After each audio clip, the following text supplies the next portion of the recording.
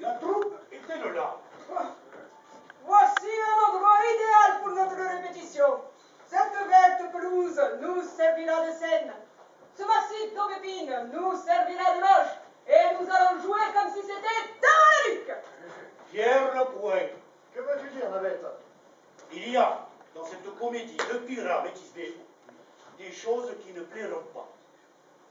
D'abord, Pyrrha doit tirer son épée et se tuer.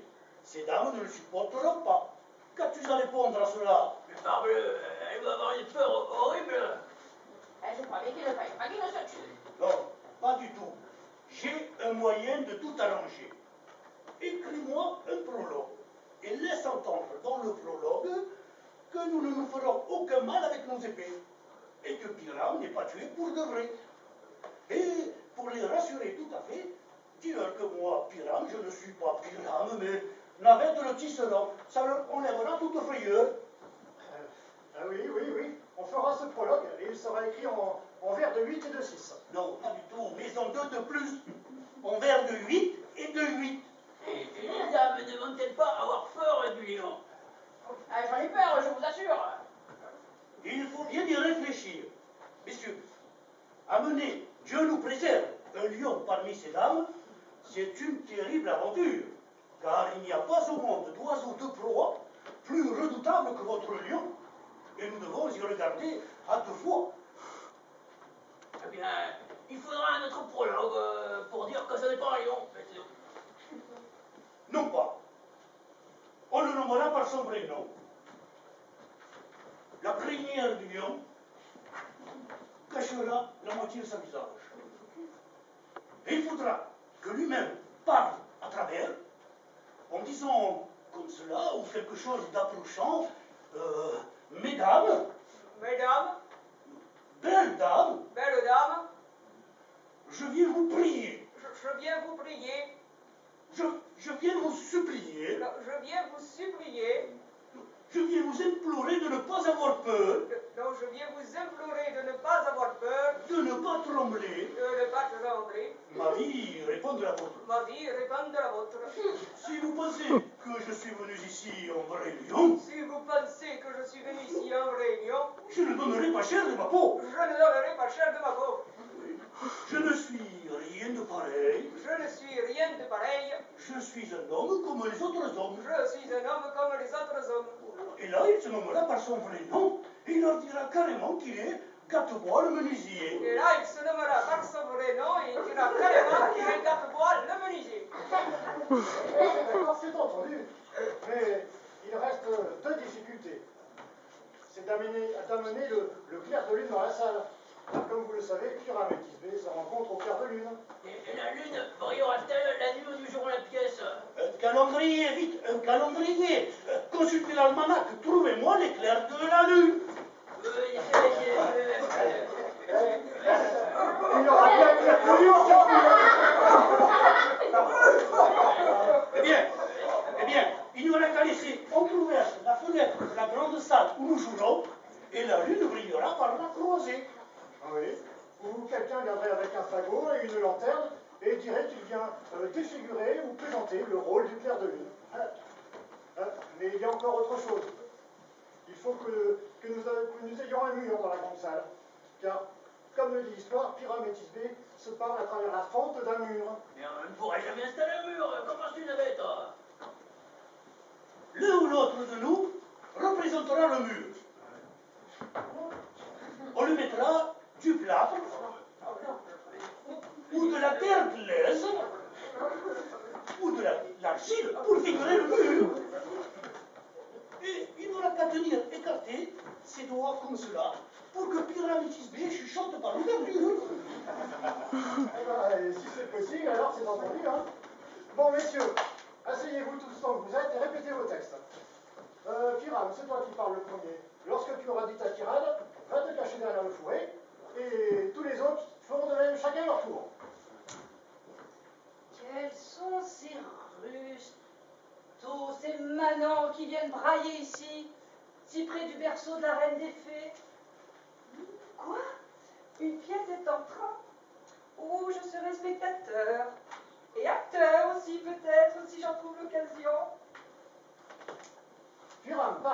Tisbé avance. Tisbé, les doux parfums des fleurs si odieuses. Odorante, odorante. Les doux parfums des fleurs si odoreuses. Tisbé, comme ton haleine doucereuse. Pirate! Silence, une voix. Reste là un moment et je t'apparaîtrai dans un petit instant. Vit-on jamais plus étrange, pirate? C'est à moi de parler maintenant? Oui, c'est à ton tour. Il faut que tu comprennes que Pyram est sorti parce qu'il veut aller voir un bruit qu'il a entendu et qu'après il va revenir. Très cher, Pyram! T'as un limite de lys, rouge comme la rose à l'orgueilleuse épine, très joyeuse monceau, mon exquis jumeau, loyal comme un cheval qui jamais ne fatigue, j'irai te retrouver au tombeau de Nini. De Ninus, voyons, de Ninus. Mais tu parles trop vite. Tu dis toutes tes répliques d'affilée. Pyram, rentre. Tu as laissé passer ta réplique que jamais ne fatigue. Loyal comme un cheval qui jamais ne fatigue.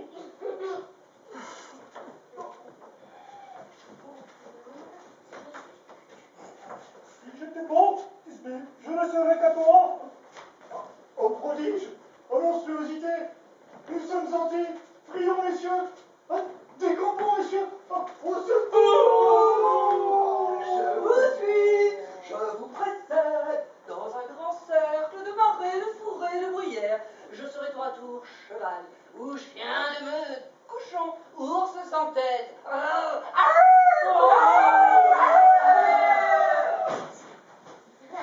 Pourquoi se sauvent-ils tous? C'est encore une de leurs farces pour me faire peur. Minavette, mais tu es métamorphosé. Mais qu'est-ce que je vois sur toi? Ce que tu vois sans doute une tête d'âne qui pourrait bien être la tienne, hein? Dieu te bénisse, Nanette. Dieu te bénisse. Te voilà transfiguré. Je vois clair dans leur jeu. Ils veulent me faire tourner en morique. Pour me faire peur, sans doute. Mais je ne bougerai pas d'ici, quoi qu'il fasse. Je m'en vais me promener de long en large, tout en chantonnant, pour qu'ils entendent bien que je n'ai pas peur. Le même de couleur suivante. Le roi Clé.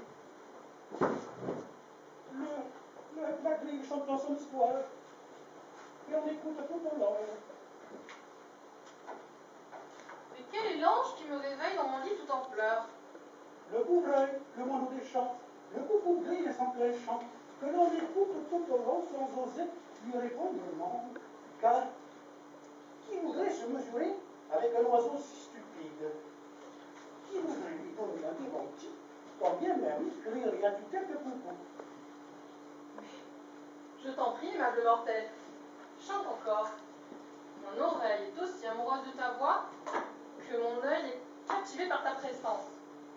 Et le pouvoir de ta beauté m'oblige, au premier regard, à te déclarer, à te jurer que je t'aime. Mais pas dit, madame, que vous avez bien peu de raison pour cela. Et pourtant, à dire le vrai, la raison et l'amour ne vont guère de compagnie par les temps qui courent. C'est fort dommage que d'honnêtes voisins ne les fassent pas se réconcilier. Vous voyez qu'à l'occasion, je ne manque pas de piquant. Ta sagesse égale ta beauté. Non, pas ça non plus. Mais si j'avais assez d'astuces pour me sortir de ce bois, j'en aurais assez pour ce que j'en veux faire. Ne souhaite pas sortir de ce bois. Que tu le veuilles ou non, tu resteras ici. Je ne suis pas un esprit ordinaire. L'été plane toute l'année sur mon royaume. Et je t'aime. Viens avec moi. Je t'offrirai des ailes pour te servir, qui iront chercher pour toi des joyaux des profondeurs. Ils chanteront pendant que tu dormiras sur un monceau de fleurs. Et moi, je purifierai ta mortelle épaisseur pour que tu puisses aller comme un esprit de l'air. Fleur des poires, allez, un jour.